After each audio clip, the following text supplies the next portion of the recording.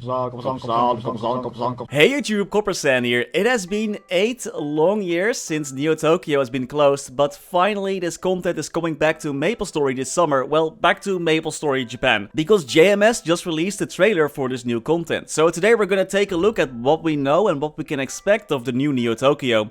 Just as a quick refresher, in case you're wondering what the heck is all this about, when this content was still released in MapleStory, it was actually pretty dope. In this future version of Tokyo or Zipangu, Maples was sent around time to help out and save the inhabitants of those areas from almost certain robot domination. This area had a ton of boss fights, that some of which you might recognize from the Monster Park stages, and there were a few more bosses like Dunas, Oberon and Aufheben, the final boss of this area.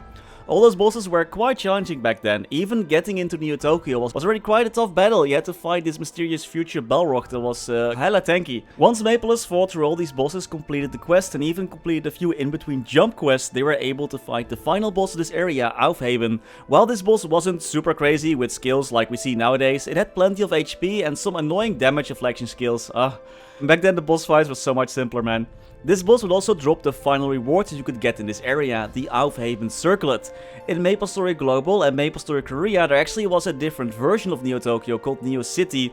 Neo City was a lot weaker and a lot less interesting in my opinion. It was more of a theme dungeon, while Neo Tokyo and MapleStory Global and MapleStory C was this pretty hardcore high level area. In Neo City, so for MapleStory Global, the Aufheben Circlet didn't drop from the boss monster, but instead it could be obtained from a quest line, and the hand had slightly worse stats as well, having just 5 all stats, some HP and MP, and 7 upgrade slots. But in the other regions that had Neo Tokyo, this hat was freaking awesome. It had the potential to be the most amazing hat in the game. You started out with only 1 all stats and it had a 77 fame requirement. Remember when fame requirements were still a thing in Maple on equipment? But this hat had an amazing 20 upgrade slots available. There also were special scrolls that could be obtained in this area that would increase the stats in this item by 4, so plus 4 all stats for every scroll times 20, but it only had a 5% success chance. So as you can imagine, this hat was pretty crazy back in those days when Star Force wasn't really a thing yet. Maples could also craft several other unique items in this area, like magic throwing knives and element piercing rings. This area even had its own small PQ where Maples had to protect 2 NPCs from hordes of invading robots. You actually see the same 2 NPCs in the new trailer, so I think that's coming back as well. It was a really unique area with decent rewards, boss fights, and a very interesting and well-made story. And looking at the new trailer, we can already get some clues about what the new content looks like and what we can expect. Both the story and the map seem to have been remastered. Looks like there are some new machines now floating in the sky, really hammering home the whole robots taking over theme. And the maps have a lot more depth now as well. I really love the lighting that they added in this area. There also is a new remastered central hub. This is the map where you can start revisiting those various timelines to help the residents of those times. We also see someone wearing a Dunas hat. This hat was in the game before and was sold as a cash shop item. The Dunas boss itself also seems to have gotten some new attack patterns. Not sure what all those Orbeez are all about, but this boss was just one of the many bosses that you could fight in Neo Tokyo. Once this content will be released in MapleStory Japan, it will be available to anyone level 101 and over, so I wouldn't expect like a super difficult fight, but maybe the bosses will scale based on the player level. Actually, Neo Tokyo is currently returning as a time-limited event in MapleStory Japan, but I wouldn't worry too much about that and that it's going away. MapleStory Japan kinda likes to do this for their exclusive content, where they first release something as an event only to fully implement it later. The same thing happened with the Sengoku storyline and the Akechi bosses, which were all first events in JMS, then they got added as permanent content, and then they were transferred over to MapleStory Global.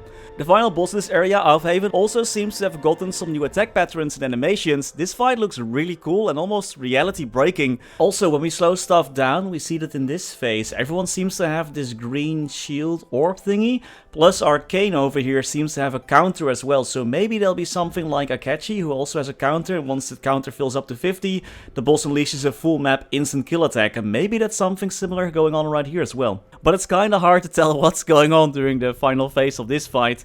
I see some healing happening on the left side as well, but maybe those just are the test characters not dying here, or there's something else going on.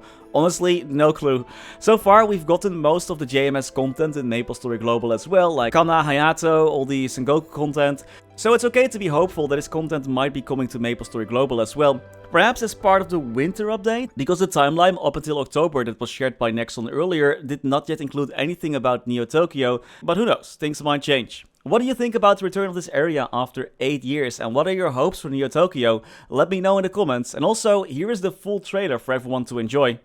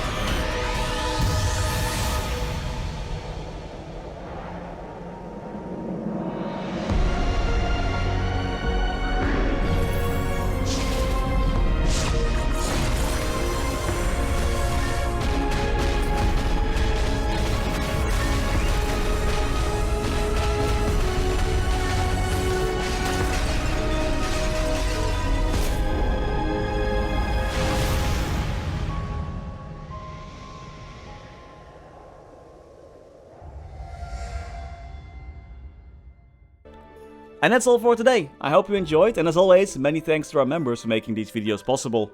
Thanks to Niels de Coninck, Raar maar waar, Sebastian, Hanoy, Ryalias, Terry Kim, Vareese, Mora, Wiley, Historycanon, BackSpaceOTI, Saffronyx, Anwar, NHI, Ziggy Deer, Flidiot, Knifesu, Chen125, Cloudfix, Gusus Rodriguez, Froggy, Vira, Trevor, Michael Menchaca, Ratius, Justin Vale, Silvio Nato, Stevie Zhang, Afterlord_MS, ceemak, Striker Elk, Tidal1 Pun, Victor Sundstrom, Radical Jaws, Riser RU, Gummy Bullet, Lovebird, 32655, Mathias Simonsson, Mr. Narc, Galando Balavia, PC Game Life, Dante Victory, The Passenger, Martin Panzik, I'm Disappointed, Lucky Beats, Gabriel Eck, Pedro Benedetti, Conrad Crystallis, Ace Light, Ben Wolf, Max Bernhardt, Doc on a Talkabox, Muka1017, BNB King, Scotty Flies Fast, Priscilla, Brandon Cam, Shake1, Vake Botnet, Fecco, Gianfranco Calderon Canavero, and Necrodart. Thank you so much for watching. Stay safe and happy mapling!